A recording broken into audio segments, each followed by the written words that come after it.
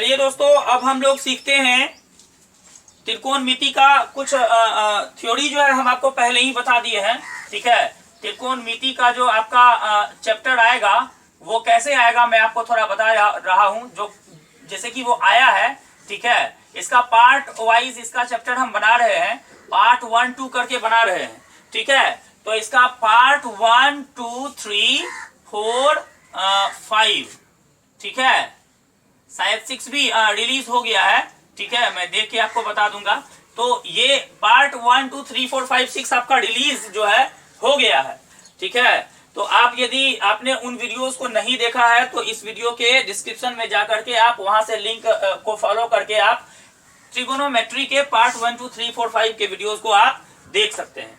ठीक है, तो इसमें क्या है कि पार्ट 1 और 2 में मैंने क्या किया है, थ्योरी बता दिया है इसका।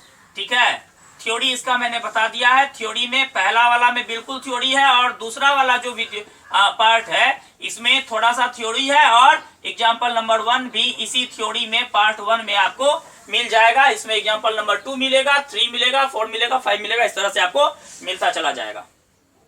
ठीक है, तो आपने यदि उन वीडियोस को नहीं देखा है तो आप क्या करेंगे, उन डिस्क्रिप्शन में जाकर के उस वीडियो के लिंक को फॉलो करके आप वहां तक पहुंच सकते हैं।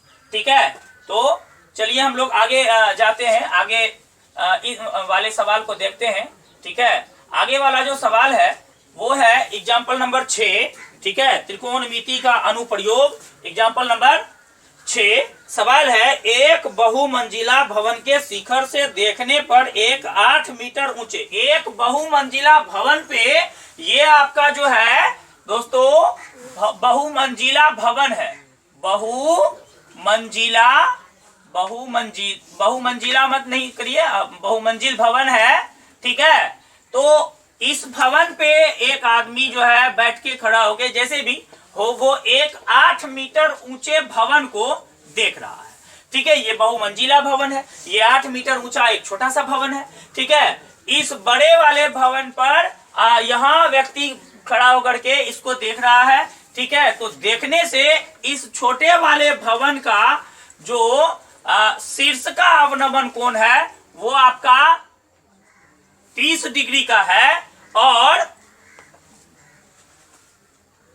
बहुमंजिला भवन से इस छोटे वाले भवन के पाद बिंदु का अवनमन कोण जो है वो 45 डिग्री है। मतलब शीर्ष का अवनमन कोण 30 डिग्री है और पाद बिंदु का अवनमन कोण इस बिंदु से 45 डिग्री है।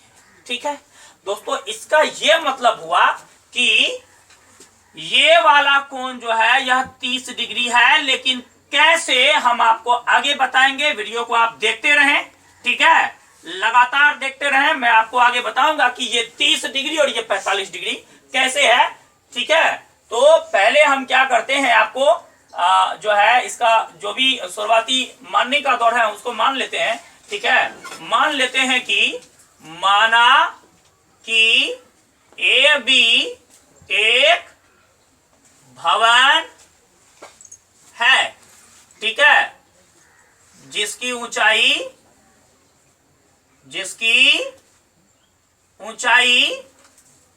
8 मीटर है।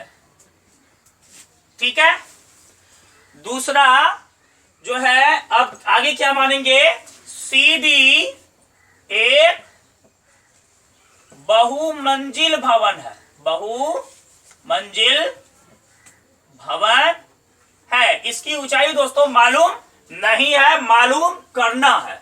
ठीक है, तो देख लीजिए इस भवन का शीर्ष बिंदु डी है। ठीक है, तो डी से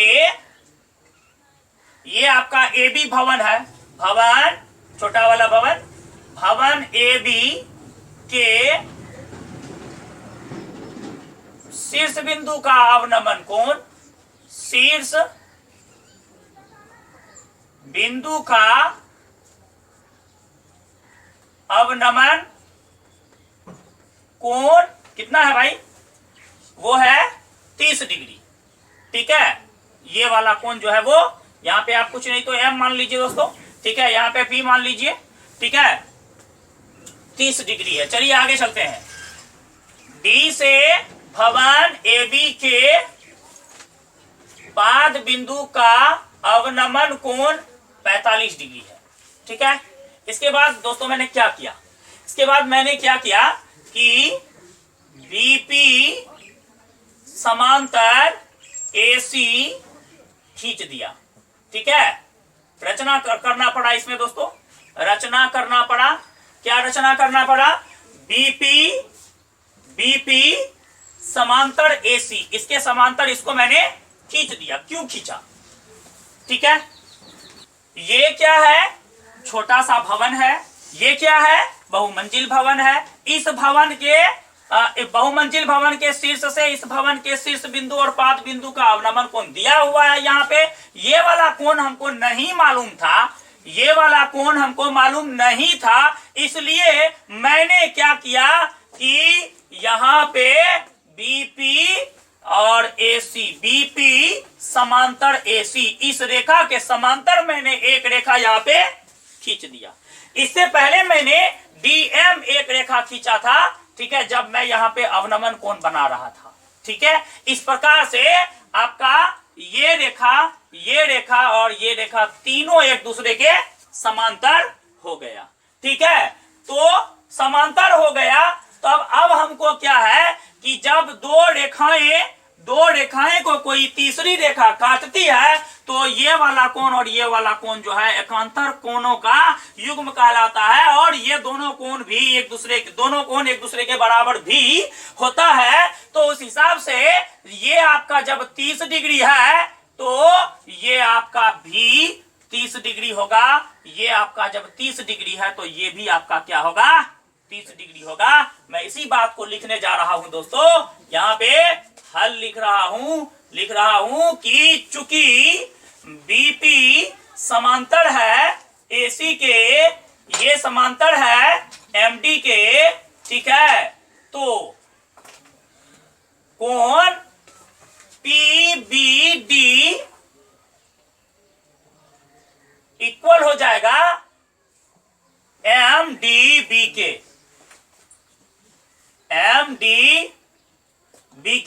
जो कि 30 डिग्री है। तो PBD बराबर भी आपका 30 डिग्री हो जाएगा। तथा कोण CAD मालूम नहीं था तो मैंने ये रेखा खींचा था इसके समांतर। CAD, ये कोण ये वाले MDA इस वाले कोण के बराबर होगा MDA के बराबर होगा। इसलिए जब ये आपका 45 डिग्री है तो ये कोण भी आपका 45 डिग्री होगा। मैंने बहुत ही विश्लेषणात्मक तरीके से इसको बताने का प्रयास किया है दोस्तों। यदि आपको समझने में परेशानी हो तो हमसे शेयर जरूर करें अपने प्रॉब्लम्स को। अब हमको क्या करना है दोस्तों, इस सवाल में इस बहुमंजिला भवन की ऊंचाई ज्ञात करना है और इस दोनों भवनों के बीच की दूरी भी आपको ज्ञात करना है। तो अब बताइए कि ये जब 8 है तो ये कितना हो जाएगा? चूंकि AB बराबर 8 है तथा इसको BP जो है ये समांतर है AC के, तो इसका मतलब ये हुआ कि ये रेखा इस रेखाखंड के AB जो है PC के बराबर होगा। इसलिए AB जो है PC के बराबर होगा, तो इसका मतलब वो भी 8 मीटर हो जाएगा। अब हमको केवल ये दूरी ज्ञात करनी है दोस्तों, बस। ठीक है, उसके बाद इसको जोड़ूंगा और बहुमंजिला भवन की ऊंचाई निकल जाएगी। ठीक है, चलिए चलते हैं आगे। पहले ले लेते हैं त्रिभुज BDP, मतलब PBD में, त्रिभुज PBD में। ठीक है, त्रिभुज PBD में, PBD 30 डिग्री का ये इसमें कोण है। ये वाली भुजा हमको निकालनी है, तो क्या करेंगे हम? 30 डिग्री लेंगे तो थीटा के सामने वाली भुजा लंब हो जाएगी और ये आधार हो जाएगा। ठीक है, 30 डिग्री बराबर आप इसमें ले लीजिए, ये आपका पीडी बटा बीपी हो जाएगा। पीडी लंब बटे आधार होता है, टेन थीटा बराबर क्या होता है दोस्तों, लंब बटे आधार होता है। नोट कर लीजिएगा दोस्तों, मैं इसे मिटा दूंगा, ठीक है। टेन थीटा बराबर लंब बटे आधार होता है। ये थीटा बराबर ये जब ये कोण थीटा है तो ये वाला भुजा जो है लंब हो जाएगा और ये वाला आधार हो जाएगा, ठीक है। चलिए, टेन 30 डिग्री बराबर हो जाएगा पीडी बटा बीपी। पीडी मालूम नहीं, बीपी के जगह पे दोस्तों एसी दे सकते हैं, देख लीजिएगा एसी। टेन 30 डिग्री का मान दोस्तों 1/√3 होता है और ये आपका हो गया पीडी बटा एसी। अभी तक यदि आपने दोस्तों शेयर नहीं किया है तो वीडियो को शेयर कर दें एक बार। 1/√3 बराबर पीडी बटे एसी हो गया है।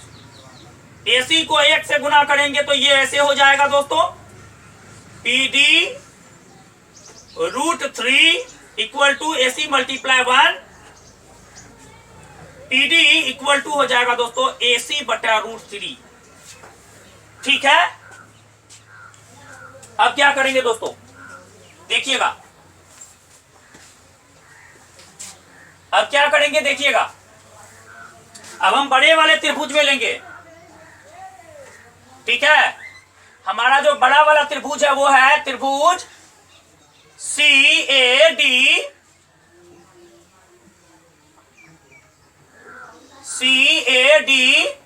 इसमें क्या हो जाएगा दोस्तों, CAD में लेना पड़ेगा दोस्तों 1045। वो क्या होगा, 1045 हो जाएगा लंब ये CD बटा AC, ये हो जाएगा 1/1 इक्वल टू CD बटा AC। AC को आप 1 से गुना करिए, CD को 1 से गुना करिए, AC बराबर CD हो गया, ठीक है। AC बराबर क्या हो गया, CD हो गया। हमको PD निकालना है दोस्तों। CD बराबर हम क्या लिख सकते हैं, CD बराबर हम क्या लिख सकते हैं, CD बराबर PC जोड़ PD लिख सकते हैं, PC जोड़ PD लिख सकते हैं, ठीक है, ठीक है ना। तो AC हमको यहां पे PD√3 हो जाएगा, देख लीजिएगा दोस्तों। AC बराबर कितना है, PD√3 है। हम यहां पर PD√3 लिख सकते हैं बराबर PC बराबर दोस्तों क्या हो जाएगा, देख लीजिएगा। PC बराबर दोस्तों 8 हो जाएगा, हम यहां 8 लिख सकते हैं। और PD बराबर क्या हो जाएगा दोस्तों, PD बराबर मालूम नहीं दोस्तों, PD बराबर ही तो ज्ञात करना है। PD बराबर ज्ञात कर लेंगे दोस्तों, बखेरा ही खत्म हो जाएगा और कुछ करना नहीं है। PD को इस तरफ ले आइए आप, -PD इक्वल टू 8 हो जाएगा दोस्तों, बस कुछ नहीं करना है। देख लीजिए, PD कॉमन ले लीजिएगा दोस्तों, यहाँ पे √3 -1 हो जाएगा इक्वल टू 8 हो जाएगा। अब आप यदि PD बराबर निकालिएगा दोस्तों तो 8 बटा √3 -1 हो जाएगा, बस, ठीक है। अब यहाँ पे आप हर परिमेयकरण करना चाहे तो कर ले, ठीक है। आपको याद क्या करना है, बहुमंजिला भवन की ऊंचाई, ये ना बहुमंजिला, पहले इसको आप कर लीजिए, अच्छा रहेगा, ठीक है। √3 इसका हर परिमेयकरण कर लीजिए, अच्छा रहेगा। √3 + 1 बटा √3 + 1 से मल्टीप्लाई कर देंगे आप, क्या हो जाएगा 8 × √3 + 1 बटा a - b, a + b, ये हो जाएगा a² - b²।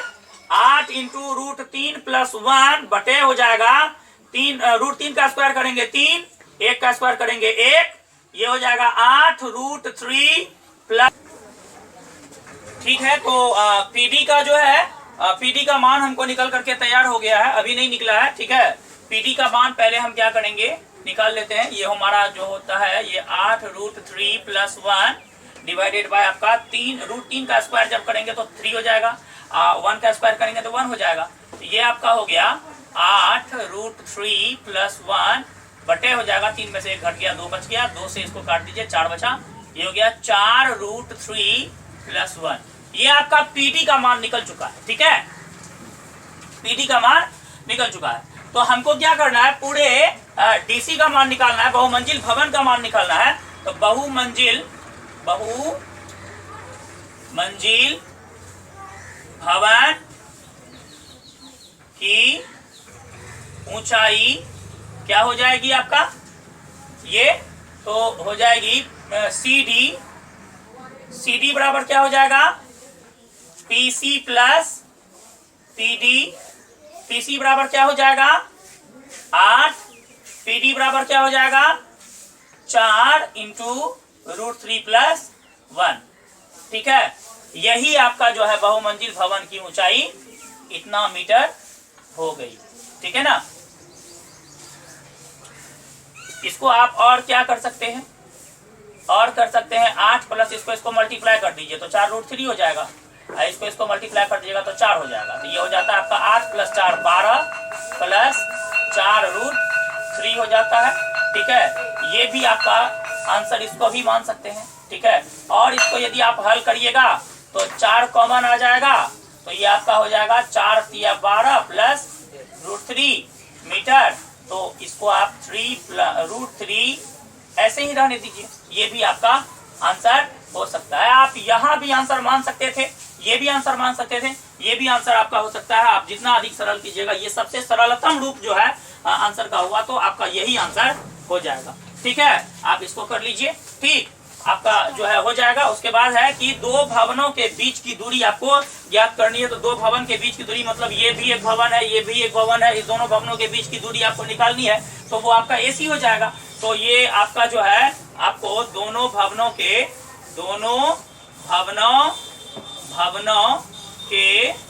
बीच की दूरी जो है क्या हो जाएगी आपका, तो ये हो जाएगी क्या करते हैं AC किसके बराबर था, CD के बराबर था। CD कितना निकला है 4 × 3 प्लस √3 मीटर। आंसर बस हो गया। चलिए, तो वीडियो आपने पूरा देखा है। ठीक है, कैसा लगा, आप इसका फीडबैक आप हमको कमेंट में जाकर के दे सकते हैं। यदि आपको हमारे समझाने के तरीके में कुछ और यदि आपको चाहिए कि सर आप ऐसा करें, तो आप वो भी हमको बता सकते हैं। आपको समझने में क्या परेशानी हुई आपको ये बताना है, तो आप वो भी बता सकते हैं। कमेंट बॉक्स में जाइए, ठीक है, और वहाँ पर जाकर के अपनी समस्या हमसे शेयर कीजिए, हम उसका समाधान आपको देंगे। ठीक है, अभी तक आपने वीडियो को शेयर नहीं किया था तो एक बार वीडियो को शेयर कर दीजिए, लाइक कर दीजिए। ठीक है, आप लाइक करते हैं तो हमारा उत्साहवर्धन होता है और आपके लिए हम फिर नए नए वीडियोस और अधिक उत्साह से लेकर के आते हैं। ठीक है दोस्तों, तो अभी इतना ही। अब इसके आगे वाले वीडियो में हम जो है आपका अगले पार्ट में एग्जाम्पल नंबर 7 लेकर के आएंगे। ये एग्जाम्पल नंबर 6 का सवाल था, एग्जाम्पल नंबर 7 लेकर के आएंगे। ठीक है, तब तक के लिए खुदा हाफिज, बाय बाय, टाटा, रखो।